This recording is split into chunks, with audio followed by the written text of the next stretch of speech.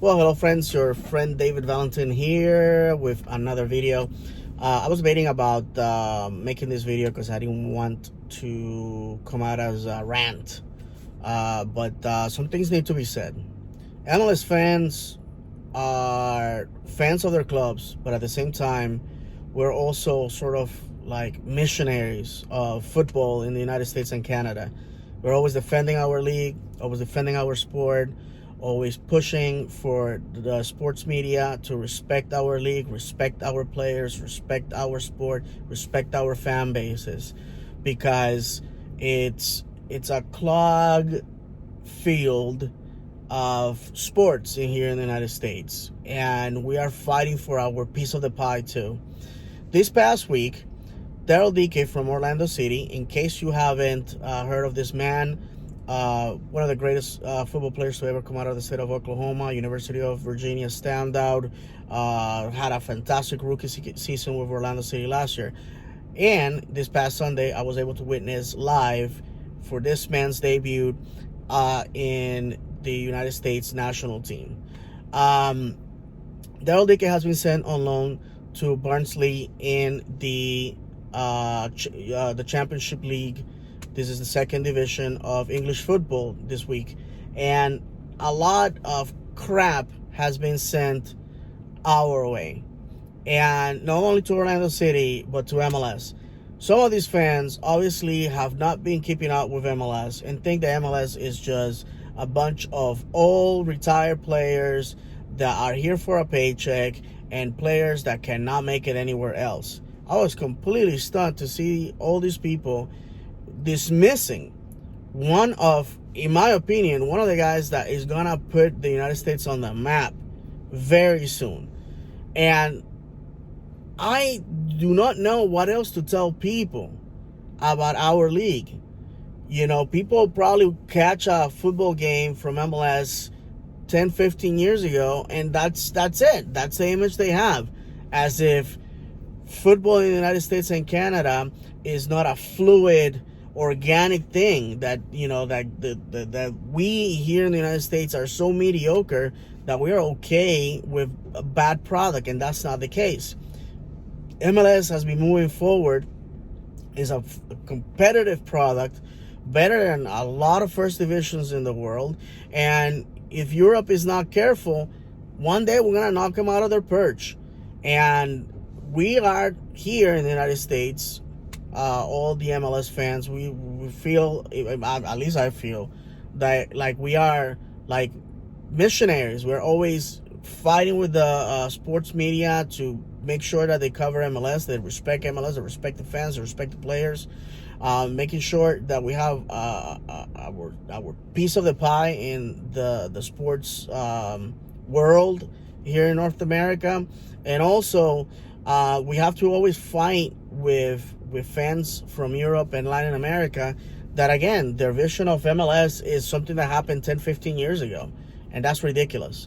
And I just was on Twitter going through the timeline of my podcast Twitter account, and I see this very well-known Brazilian sportscaster complaining that FC Cincinnati just signed a very young, talented player out of Brazil, and he's like, "Oh, I don't understand why this kid is not going to Europe. Why MLS?" And then people, colleagues of his, have to like correct him and say, "Have you watched MLS in the last 3 years? Have you watched a game? Have you seen the quality of the league?"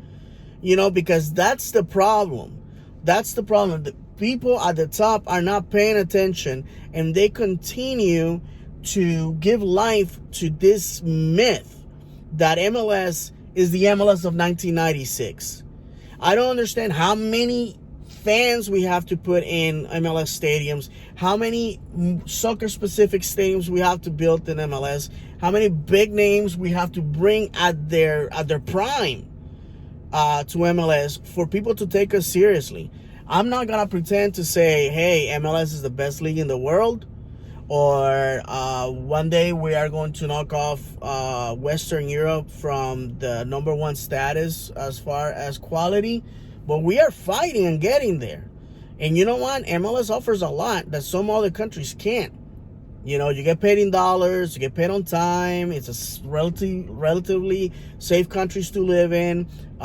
They offer a lot to the players, because we also forget that inside that jersey there's a human being that wants quality of life, that is thinking of the future, that is thinking of hey, when I get off the airplane, where am I going to? What kind of fans am I playing for? Is when I'm gone practicing and this and that and the other, is my wife gonna be okay? Are my kids gonna go to great schools? So the United States and Canada offers that, and like I said, I didn't want it to be a rant. All I'm saying is MLS is a great league, and I wish that fans gave in other countries gave us a chance. You don't have to become a fan.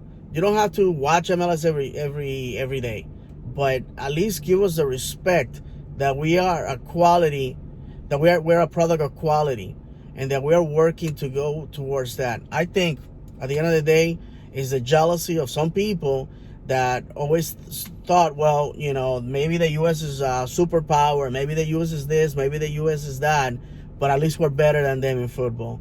And now that we are taking that away from them, now they are starting to cry because they have nothing to hold over our heads. I guess that's what it is.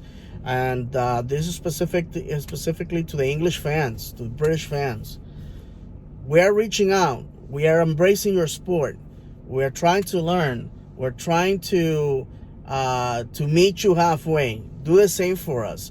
When you see Americans trying to learn more football, trying to follow your club, trying to do this and that, do not send us away. Do not do that. I am a football fan today because when I joined the U.S. Navy, every time I pull into port and the Royal Navy was there as well, and those sailors and Marines were watching football, I was that American kid saying, excuse me, can I ask you a couple of questions? And there was people that took time to teach me the rules, teach me about the culture. And when I came back to the U.S., there was MLS. This is obviously back in the 90s. And as years have gone by, I have learned a lot. I'm not claiming that I know everything about football, but, football is entertainment. And as a global community, we need to help each other out. So that's it. That's the message for the day. Be nice, be cool, bro. Be excellent to each other. I hope that Daryl Dike comes back to Orlando. But if he's to be sold, I wish him the best. He's a good guy. He deserves the best. And him going over there and killing it is going to speak volumes about not only the college game here in the U.S., but MLS and the city of Orlando. Orlando as a club. So with that said, see you guys later. And be good.